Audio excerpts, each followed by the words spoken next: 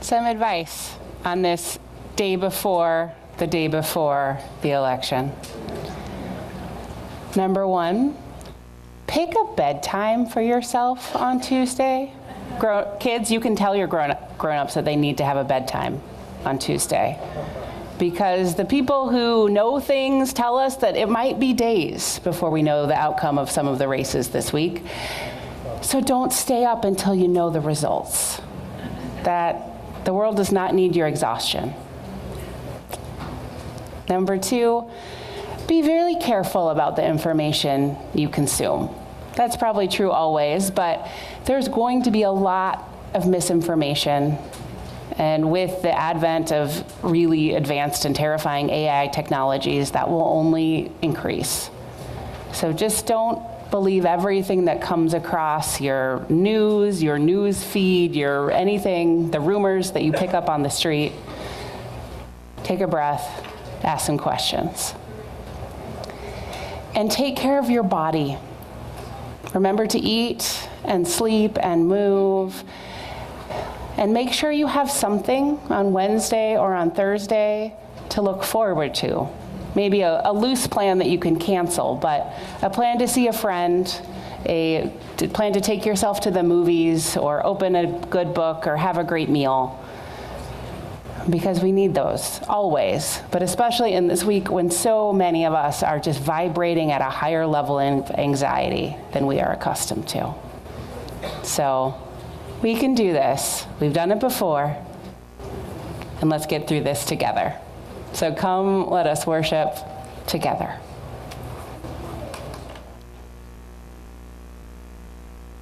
Good morning. Welcome to People's Church. My name is Laura Boltman. I'm a member of the Sunday Services Committee and the People's Church Board. Whether you're here because worshiping with us is part of your routine, or whether you feel like our country has been stopped in its tracks and it's impossible to return to normalcy, on this moment, we gather to proclaim that we belong to one another, that others belong to us. Emotions are pretty high, guys, so we're gonna get through this, okay? Broken hearts are welcome here. Anxious spirits are welcome here. Minds whirring faster than a racing engine, uncertain what to think.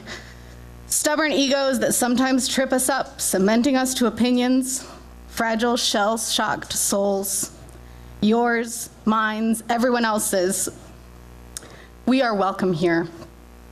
And not because this community is going to fix it through easy solutions or the right way forward. As a liberal religious congregation, we have something more fragile and more powerful, our need to be together, our need to reconnect to the life-giving source that moves within and among us, our need to make each other a little bit braver, a little bit wiser before returning to the service of life. We are glad that we are all here today.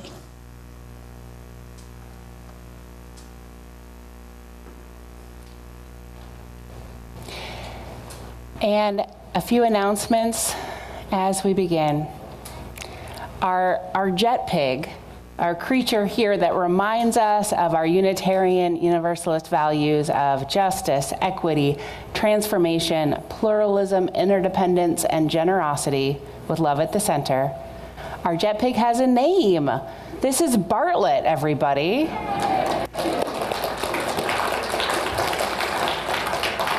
So thank you to everyone who participated in our jet pig name election.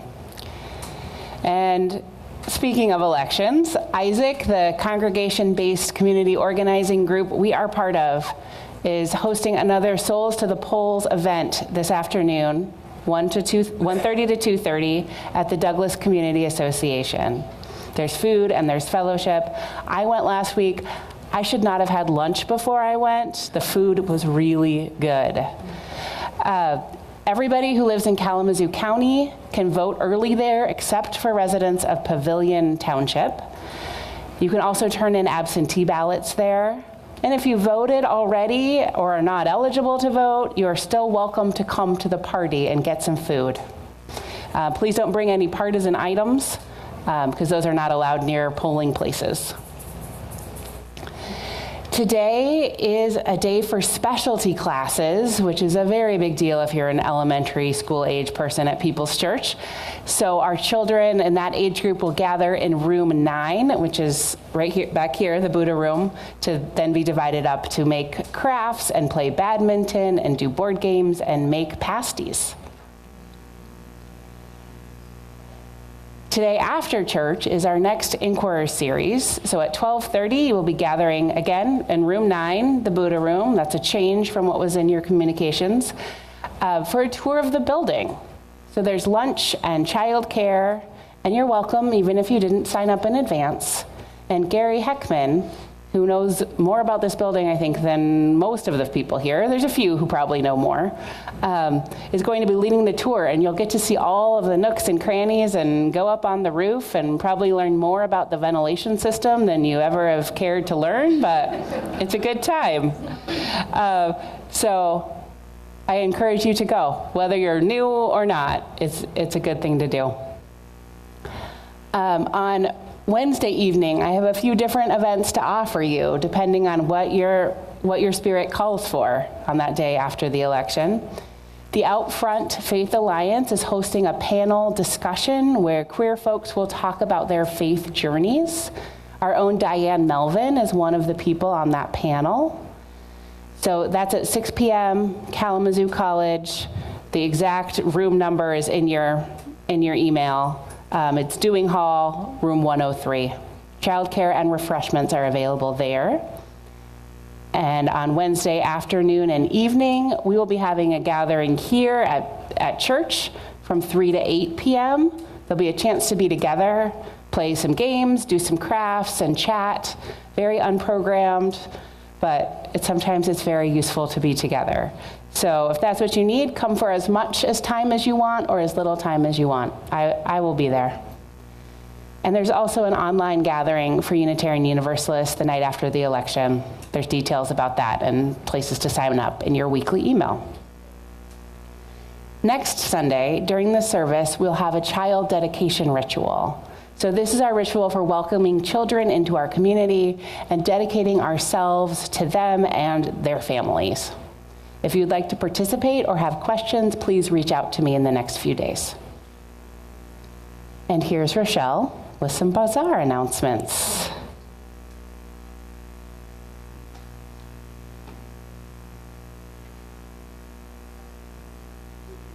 Hi, everybody. So, over the years, our bazaar has become part of our culture, and it serves three very important purposes for our church. One is for our budget. We managed to raise about $15,000, which is a help. It's our community-facing event. Lots of people come from all over the county. They see our publicity, and they have an opportunity to see and come into our church. And it's a wonderful way for us to build community. Everybody's in, members, friends, adults, and youth. I heard yesterday that Sophie Turtois mastered crimping and stuffing pasties like a pro. And we meet each other when we work together. So don't forget, this is going to be on November 23rd. That means we're about 3 weeks away from the big day. So let's consider this a seventh inning stretch and take a breath, and let's get it done. So a lot has already been done, and we really are poised for a major success this year. But it is what you will do in the next few weeks that will determine the outcome. All the pieces are in place. We have invested in pasty supplies to make 700, and we're well on our way toward that. And publicity materials that Rick and his writers will be posting all over town. Social media is already up and going. So now we're at our grassroots level of organizing ourselves. And our success will depend on how many people you bring and on how many specialties you can make. That's the part that produces the income for our church. So we need literally about twice the volume that we were able to make last year. So I hope you will be planning to be ambitious and help. There are slots open on the sign-up sheets for some specific needs that remain. We have a few holes to complete in the pasty team for the last 2 weekends. We need pumpkin pies and brownies for the cafe dessert menu. And we need about 5 more people to purchase yard signs to place yourself, or we will be glad to have you donate them, and our artists will place them in new places around town, and so forth. So please find your place. It's just once a year. Don't miss out. Everyone has something to contribute. Thanks so much.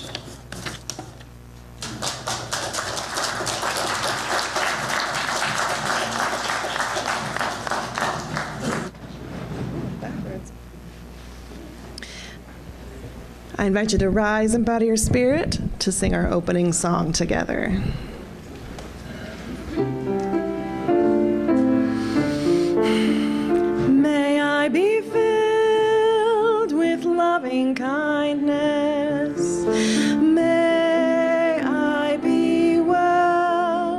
May I be filled with loving kindness.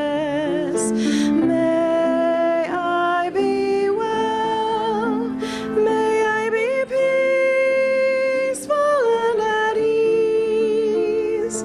May I be whole. May you be filled with loving kindness. May you be well. May you be filled with loving kindness.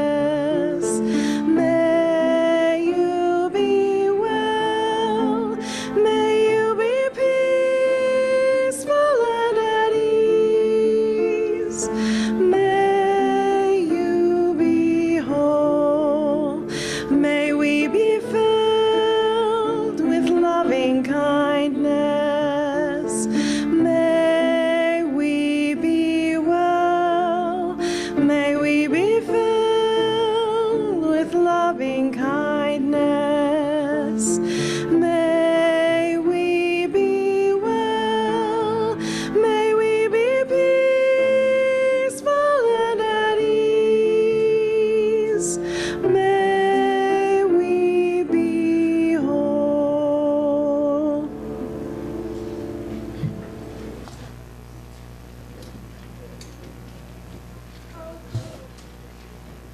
I'd like to invite Georgiana up to light the chalice.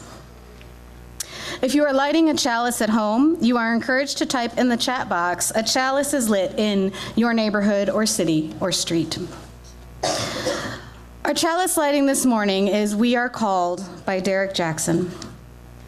In these times, we are called to step into the mess and murk of life, called to be strong and vulnerable, called to console and to challenge, called to be grounded and hold lofty ideals, called to love in the face of hate. We are called. It is not easy, and we will not always agree. We will yell and scream and cry. We will laugh and smile and sing. We are called to be together. There is so much work to do. We cannot do it alone. We need one another, holding each other accountable to our covenants, to the holy, to love and justice. In these times, we are called.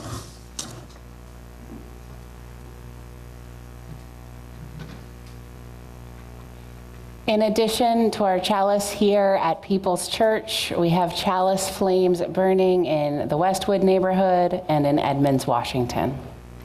What a gift it is to be together in time, even when we are not together in the same place. Oh, and in Richland Township.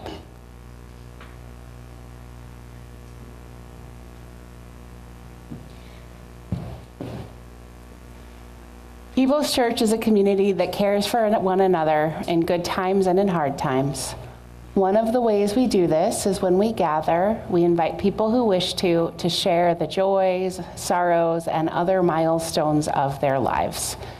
And we try every once in a while to make sure we're doing this with our whole congregation present of all ages.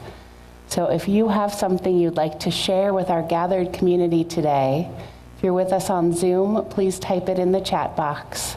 If you're here in person, please come up, place a pebble in our bowl of water, share your name, and speak as briefly as you're able.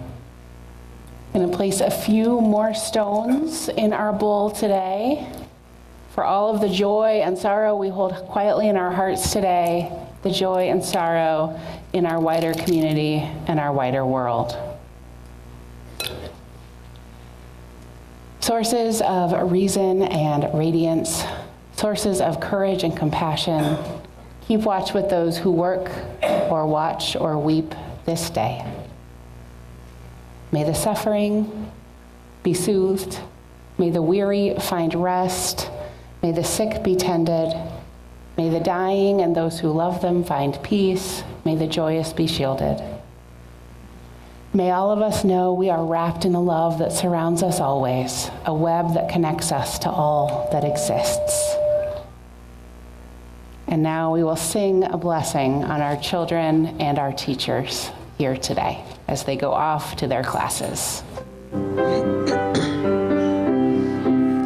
Go forth in peace in search of wisdom, with love to guide you on your way, and may the joy of life surround you wherever you may go. Go forth in peace in search of wisdom, with love to guide you on your way, and may the joy of life surround you wherever you may go.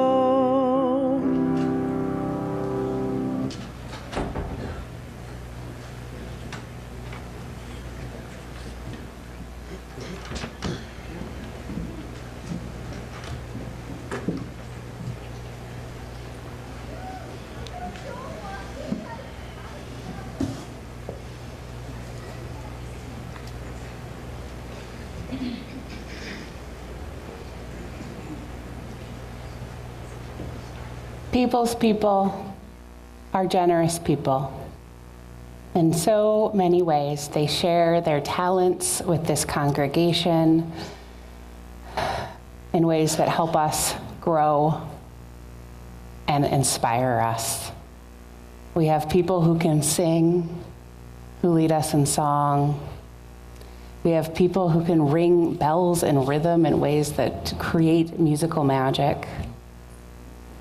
We have people who will figure out how to crochet us a jet pig, or figure out how to make a HVAC system work, or figure out how to block the doors so maybe the mice will stop coming in.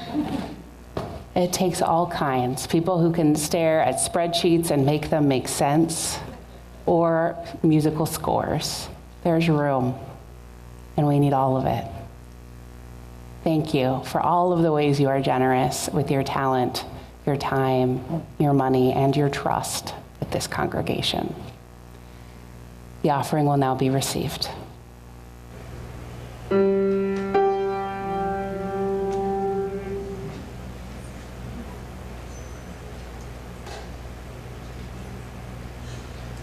We resist, we refuse to let hatred in. We rise up, we won't back down. We're in this till the end. We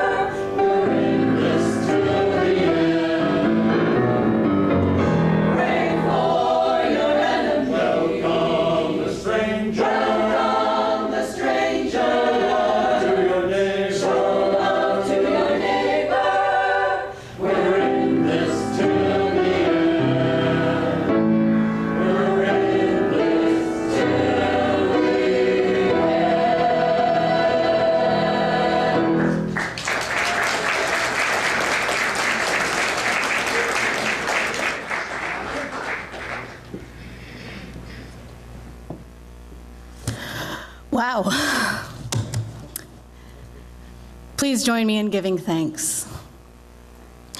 From the countless gifts we each have been given, gifts of life and love and sustenance, we bring these small portions to share in the works of love, which none of us accomplish.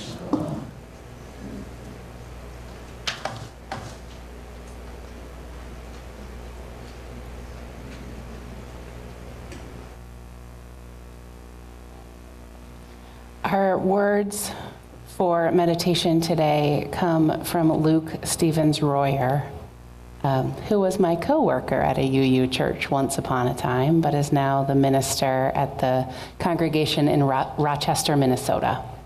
He wrote this for the presidential election in 2016. And the meditation will be followed by some silence. I walk in as on pilgrimage. The altar cloths are red, white, and blue. The ushers are the women who have been running these things, who have been running everything since before I was born. I'm handed the ballot like a scroll because the questions seem that important, ancient and modern, of what my God and country ask of me. Who? Who for commissioner, mayor, president? Who for District 8, Ward 7, school board? Who will do justice, love mercy, and walk humbly? I make my mark with at least a shred of hope that something good will come from this. And regardless, I remember, the world won't be destroyed entirely by this. The world won't be saved entirely by this. Marking my vote is like kneeling in prayer, because neither will accomplish anything right away. But the purpose of both is to remind me of my deepest hope for the world that I'm trying to help create. So I rise from prayer and turn in my ballot and remember the who is me and us and we the people. And again I set to the task that is mine: justice, mercy, humble service in my small corner of the world.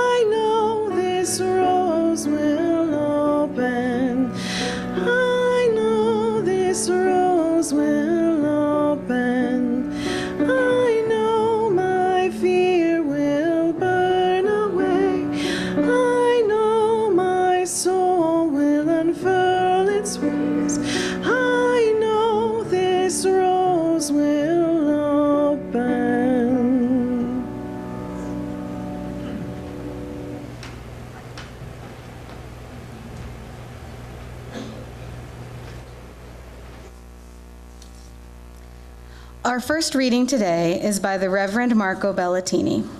Marco is a Michigan-born retired Unitarian Universalist minister. He is a white gay man who was a minister in the San Francisco area during the height of the AIDS pandemic and the chair of the commission that produced our great hymnal. This is Election Promises.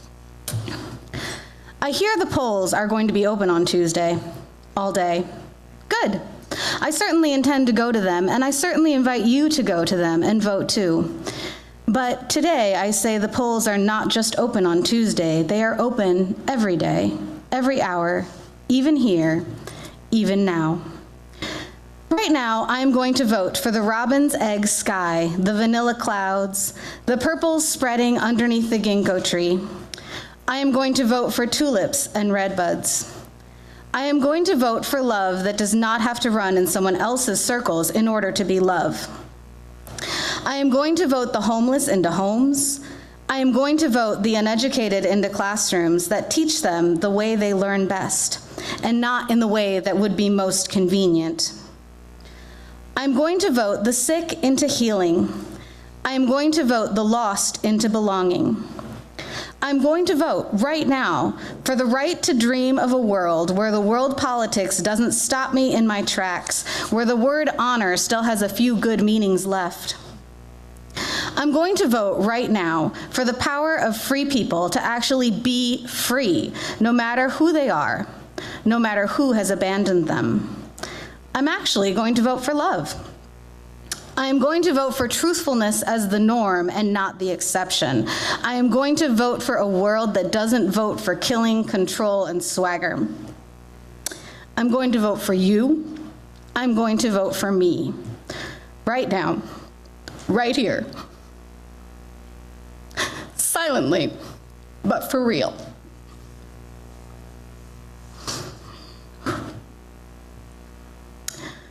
Our second reading is by James Baldwin, a Black gay 20th century American writer and civil rights activist.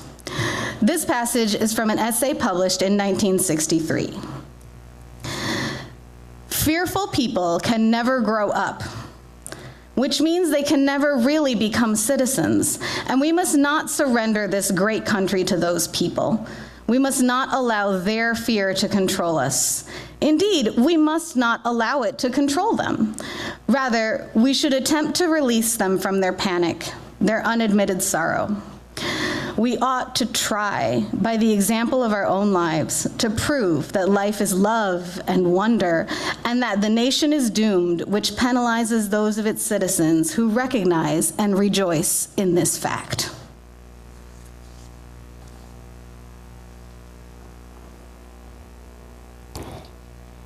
And our final reading today is by James Cruz, a contemporary white gay American poet from Vermont. Self-compassion. My friend and I snickered the first time we heard the meditation teacher, a grown man, call himself honey with a hand placed over his heart to illustrate how we too might become more gentle with ourselves and our runaway minds. It's been years since we sat with legs twisted on cushions holding back our laughter.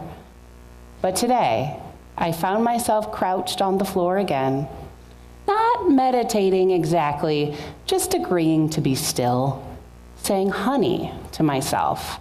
Each time I thought about my husband splayed on the couch with aching joints and a fever from a tick bite. What if he never gets better? Or considering the threat of more wildfires, the possible collapse of the Gulf Stream, then remembered that in a few more minutes I'd have to climb down to the cellar and empty the bucket I placed under a leaky pipe that can't be fixed until next week. How long does any of us really have before the body begins to break down and empty its mysteries into the air? Oh, honey, I said, for once, without a trace of irony or blush of shame, the touch of my own hand on my chest, like that of a stranger, oddly comforting in spite of the facts.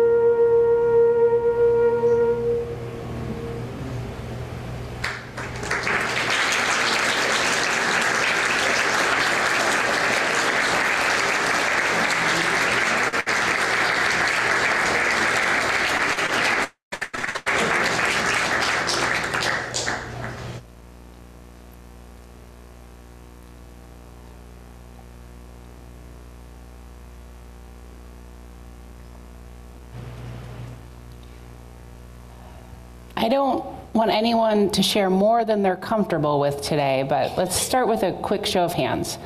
How many of you know someone, that someone can be you, who is more anxious than usual right now? Yeah?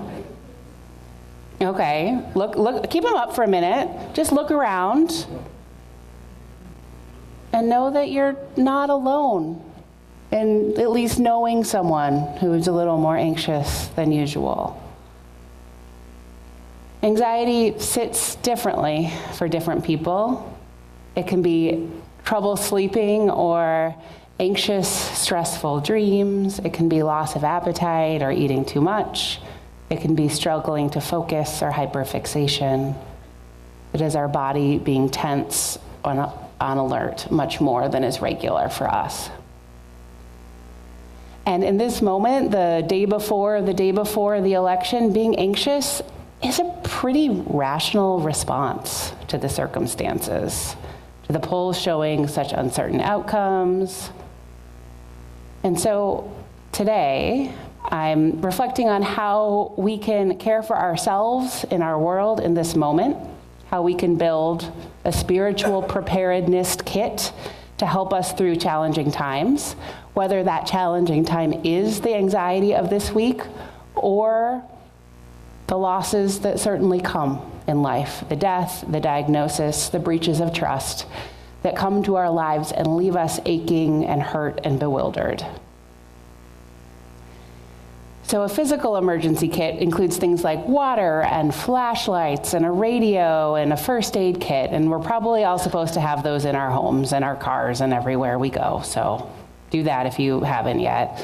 But our spiritual emergency kit is more metaphorical, although I'm going to be building a literal one today. What are the resources within us, among us, beyond us, that we can call on those hard times that surely come? Maybe not this week for some of us, but certainly sometimes. So first, let us remember that we have been here before, and we, at least as individuals, have survived. How many presidential elections in a row have been the most important one in our lifetime? I think close to every single one in my lifetime, honestly. And every time so far, when politics and natural and unnatural disasters break our hearts and leave us scared or aching, we have made it through. Sometimes it has been awful, and we have made it through. Do you remember what has worked for you before, or what didn't? Turn to what you've already done to get you this far. You have wisdom already, and we need those practices in our spiritual preparedness kit. When the Supreme Court announced the Dobbs decision, which made an abortion much harder to access in many parts of our country, I went straight to the gym.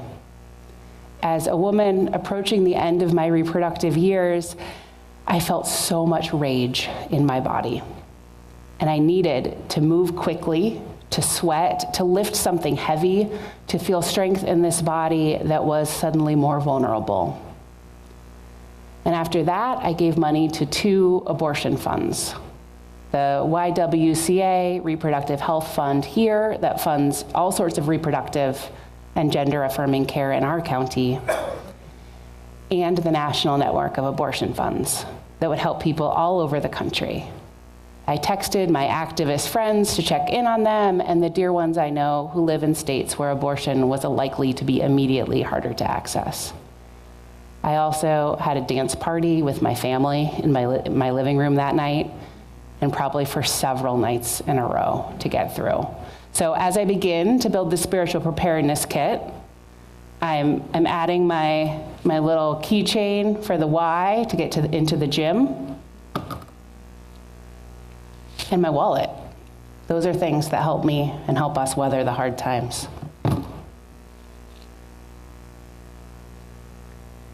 When it was finally announced on the Saturday after the election that Joe Biden had won the 2020 presidential election, did you remember that it took until Saturday? I had forgotten that. It took until Saturday. When that announcement finally came, I was in the drive-thru at McDonald's. Occasionally, French fries are the answer. My family and I had gone for a walk in the woods that morning to crunch some leaves and breathe some beautiful fall air, and then we needed French fries. So all of that is caring for ourselves, caring for our bodies in anxious times. So I'm gonna add some crunchy fall leaves to the emergency kit. You can imagine the French fries going into, but I didn't want like really sad, hours cold French fries up here today. So.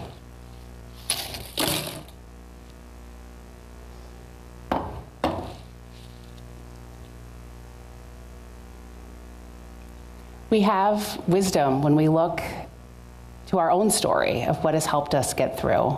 And there's wisdom in other traditions, in the teachings that have been developed over generations and centuries. And so today I'm going to lift up some wisdom from the Sikh tradition about what we should have in our spiritual preparedness kits. Sikhi is a religion that began in South Asia in the 15th century. It's a religion that's core teachings include the belief in one God and equality between all people. It's the 5th most practiced religion in the world. And some of the Sikh practices include never cutting or shaving or plucking one's hair as a symbolic acceptance of God's will, that God made you just as you are. And most Sikh men wear turbans, which is also a symbol of equality, as turbans were only worn by higher class people in the era when that religion began. So Sikh people also carry several ritual objects that are reminders to live faithfully. Sikhi is the word most Sikhs prefer to call their religion. It began in Punjab, land that is now northern India and western Pakistan, in the 15th century. And from the beginning, Sikh people faced hostile governments who tried to suppress their faith through violence. First, the Muslim Mughal Empire, then the Christian British Empire, and now the current Hindu nationalist government in India. And so the idea of being both a fighter and a faithful person is a core concept in Sikhi, being simultaneously soldiers and saints, or warrior sages, are ways the idea is translated. And in times and places where Sikhs are not fighting for survival, the idea of being a fighter becomes more metaphorical for the work of justice and the work of community. Valerie Kaur is a Sikh activist, lawyer, and filmmaker. I used a piece of her memoir, See No Stranger, as a source about 2 weeks ago. I'm using another piece today, because in it, she invites her readers into her tradition of the warrior sage. She has four items that she says we should have in our spiritual preparedness kits. She writes, I know that military metaphors don't work for some people. Too much actual bloodshed. For those who are drawn to it, I think the warrior sage concept can be useful as a means of tapping into our bravery. So I invite you to step into the rich part of my tradition with 4 questions. First, what is your sword, your kirpan? What can you use to fight on behalf of others? Your pen, your voice, your art, your pocketbook, your presence. Begin where you are, your home or campus or community, on the front lines or behind the scenes. So what is your sword when the hard times come? What tools do you use to create change? I know many of you have been using the tools of postcard writing and canvassing and donating money and giving rides to voters in this election moment. So many of you give your time, your talent, your treasure, your trust within and beyond this church to make change. And there can be so many other tools. Whatever your gifts might be, they can be used toward building beloved community. This is an invitation to be creative. 2 years ago, I spent Election Day doing election protection and defense work in the Grand Rapids area. I was part of an organization who recruits 2 professions that they think would be good at diffusing conflict at polling places: clergy and bartenders. Bartenders are so good at that, right? So I spent Election Day visiting polling places, checking in with poll workers and voters, and talking to people on both sides of a very high conflict school board race in the Grand Rapids suburbs. And as I did this, I brought along all of the leftover Halloween candy I had in my house and offered it to voters and election workers and protesters. And I wouldn't have really thought that the candy was a tool to support democracy. I kind of just wanted it out of my house. But the joy that it brought people that day showed me that it was. It is really hard to maintain your level of furiousness or anxiety when you are eating chocolate and listening to someone or having someone listen to you. Like, you might still be furious and anxious, but you are less so. And that counts for something. So we know that there will be work ahead, regardless of the outcome of this election. It will be different work, of course, but there will be work. We will need all of our tools to continue building the beloved community. We know the world won't be destroyed entirely by this, and the world won't be saved entirely by this.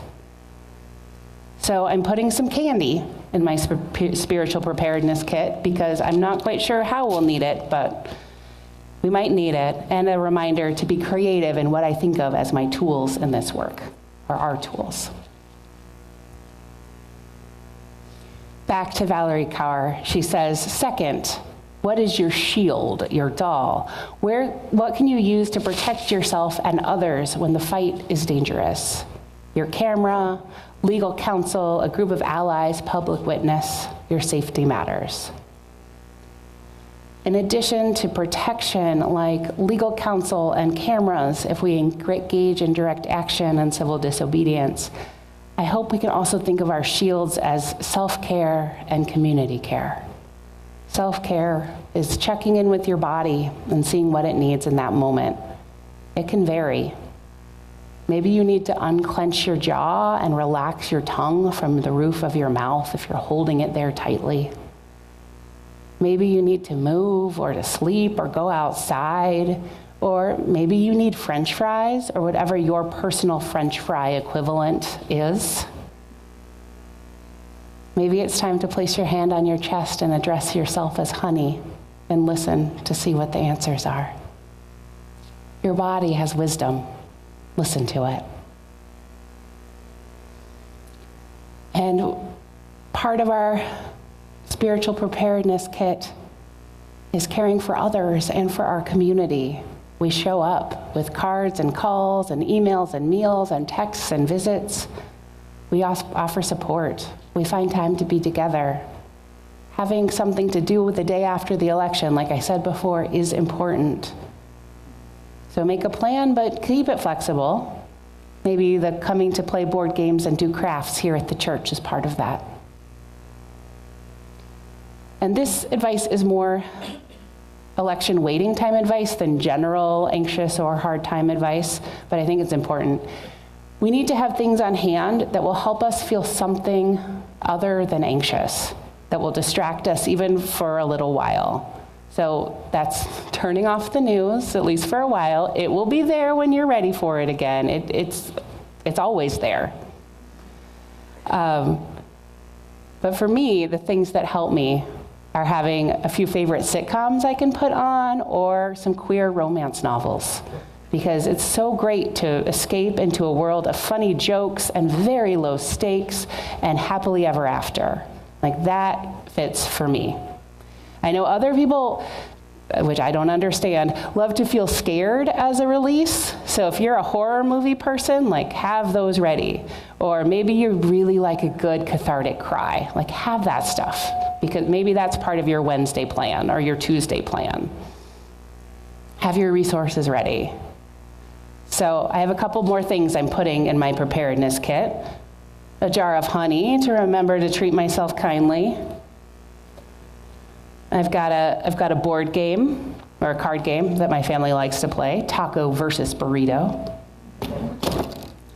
And then a novel that I really enjoy that I can go back to. It's a queer romance set at an equivalent of the British baking show, you guys. It's so good. I cannot say enough good things about that book. So I'll get to go live in that low stakes world for a little while.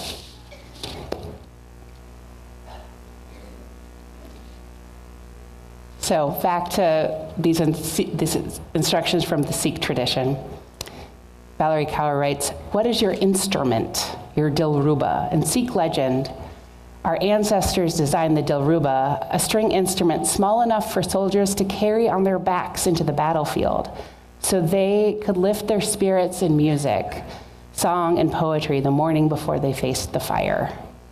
Your dilruba can be what centers you: singing, dancing, drumming, walking, yoga, kirtan, prayer, meditation. What centers you? What are your spiritual practices? What helps you feel most connected with your values and most able to be the person that you want to be? Kaur offers up the possibilities of singing, dancing, drumming, walking, yoga, kirtan, prayer, meditation. This is not an exhaustive list. Maybe you find gardening or art a spiritual practice. Maybe you're centered and inspired by ancestors, the stories of others who lived their values in challenging moments. Maybe you feel centered in stillness or in movement.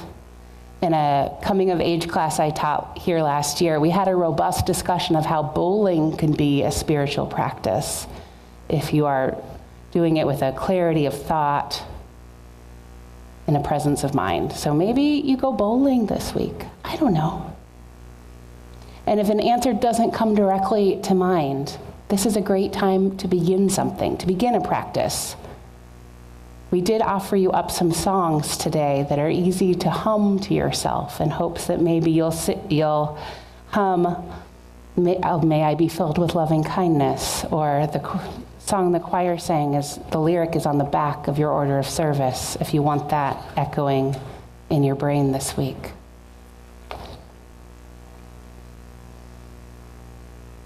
And hopefully, like the Sikh soldier with the dilruba on his back, you can carry these spiritual practices with you and return to them when you need them.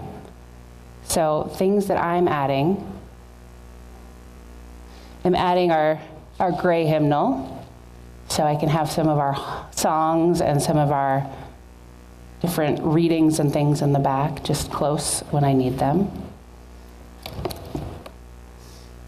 I'm also, this isn't going to quite fit, so I'll put it down here, but this is a portrait of Carolyn Bartlett. See what you all did there? Bartlett Crane, who was the minister of People's Church beginning in the late 1800s. So she's a pioneer of women in ministry and a pretty amazing human, so a good ancestor to call on in this moment.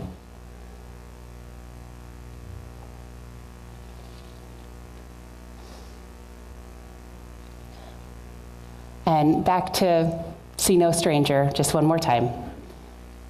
Finally, what is your sacred community, your sangat? You need three kinds of people.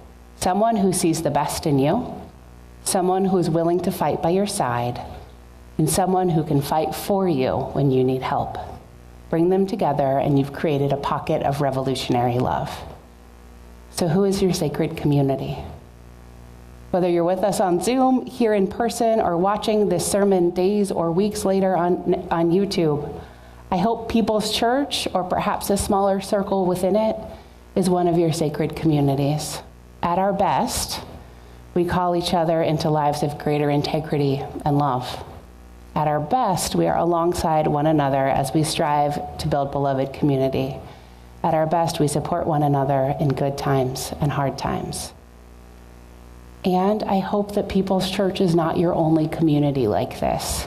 We need overlapping networks of care and support. Maybe you are lucky enough to find sacred community in your family. Maybe you've created family of choice. Maybe it's your neighborhood or a sports league or art and craft group or justice-seeking group or a spiritual practice group, just a group of dear friends who really get it. We all need community. It can be hard, right? Loneliness is at an all-time high, they tell us. It can be hard to connect with others and build that community, especially before we need it. It can be hard to fit in and find the friends in the community groups, and it matters so much. So for community, I'm adding a few things. So this is a portrait of me drawn by my niece when she was 4. So you can see the resemblance, the purple hair, the rainbow on the belly, very close. but it makes me so happy to think of her. And then I have a little jar of affirmations that a good friend sent me, and so I keep these on a desk in my office, and when I need a little, some affirming words, I can just take out a little token and think of her, and that, it helps. It helps. So this is my spiritual preparedness kit. I imagine yours is very different. I hope yours is very different. That's kind of the point. And you don't need to literally build one, though you could if you want. It might be an interesting exercise. I did list questions that can lead you to items at the bottom of the order of service here. And sorry, Zoom folks, we'll get this in a weekly email or something so you can see it too. So you have some questions if you want to spend some time thinking about what are the practices, the resources, the communities that I can lean on when I need to, that I can use to take care of my precious self. Decades ago, in a political moment that was both different and similar, James Baldwin wrote, "We ought to try, by the example of our own lives, to prove that life is love and wonder, and that nation is doomed which penalizes those of its citizens who recognize and rejoice in this fact." So may we, even when we are anxious, maybe especially when we are anxious, turn to wonder and curiosity. May we be loving and kind with ourselves, with others, with the world. And may we prepare ourselves to meet this moment and the other challenging moments that come for us all, connected to our values and to our community. May it be so. May we make it so. And amen.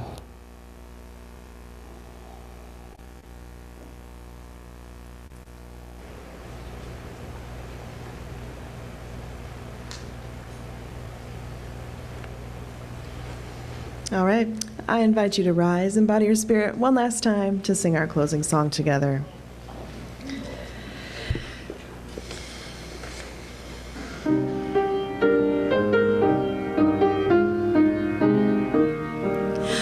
Wake now my senses and hear the earth call. Feel the deep power of being in all. Keep with the web of creation your vow. Giving, receiving as love shows us how. Wake now my reason, reach out to the new. Join with each pilgrim who quests for the truth. Honor the beauty and wisdom of time. Suffer thy limit and praise the sublime. Wake now compassion, give heed to the cry. Voices of suffering fill the wide sky. Take as your neighbor both stranger and friend, praying and striving their hardship to end. Wake now my conscience, with justice thy guide. Join with all people whose rights are denied. Take not for granted a privileged place. God's love embraces the whole human race. Wake now my vision of ministry clear. Brighten my pathway with radiance here. Mingle my calling with all who will share. Work toward a planet transformed by our care. So as we embark on days that might be anxious for many of us, let us draw on the things that worked for us before, the tools we have to make change, the resources we have to protect and care for ourselves and one another, our spiritual practices, and our people. we can do this. We can do this. Let us go in peace and go in love.